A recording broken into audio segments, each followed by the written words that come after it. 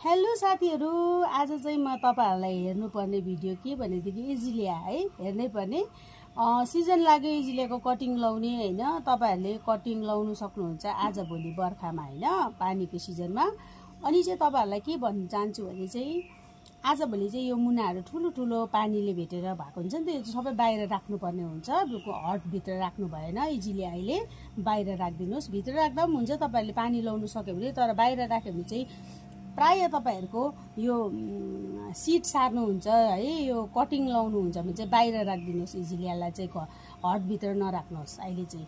अनि चाहिँ बाहिर राखेपछि चाहिँ पुरा यसको मुनाहरु टुसाहरु आउँछ। टुसालाई चाहिँ यसरी तपाईहरुले चुट्टाएर यस्तो चुट्टाएर चाहिँ तपाईहरुले बलुवामा गाड्नु सक्नुहुन्छ। रुडेक्स लगाएर नभए चाहिँ एलोभेराको पत्तामा चोबेर मैले भिडियो देखाइसकेको छु। म त प्राय एलोभेरामै लाउँछु है लगाएर। तर तपाईहरुलाई एकदम उम्रिनै पर्छ हैन, जरुरी छ एकदम कम्पलसरी भने चाहिँ तपाईले रुडेक्स लिएर लाउनुस्। रुटको है जरा आउने पाउडर लिएर लाउनुस्। अनि चाहिँ तपाईहरुको बिजन सार्नु एकदमै सजिलो हुन्छ। अनि तपाईहरुलाई यो बिजन सार्नु परेन, तर बुसी बनाउनु पर्यो भने आज भोलि नै तपाईहरुले यसलाई चाहिँ मुना एकदमै यसरी चुट्टाइदिनुस् है। यसरी मैले चुट्टाइसकेको छु, हेर्नुस्।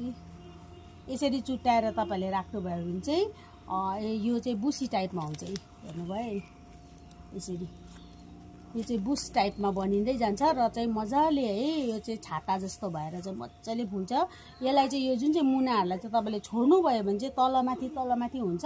अनि फुल्दाखेरि चाहिँ एकदमै राम्रो देख्दैन। यहाँ हेर्नुस् है, अहिले चाहिँ रेनी सिजन हो नि त, यो रेनी सिजनमै गर्नुपर्छ। भोलिपछि सुक्खा सिजनमा तपाईहरुले पिन्चिङ गर्नु भने चाहिँ यो जुन चाहिँ पिन्च गरेको जग्गाबाट चाहिँ नि सुक्दै जान्छ। त्यही सुक्दै जाँदाखेरि चाहिँ यो मर्छ, फेरि अनहेल्दी, एकदम हेल्दी नै हुँदैन हो। अहिले चाहिँ पानीको सिजनमा भएर चाहिँ एकदम हेल्दी हुन्छ। ओके ल त साथीहरु, तपाईहरुलाई कस्तो लाग्यो बताउनुस्। लाइक एकदम मन पर्यो भने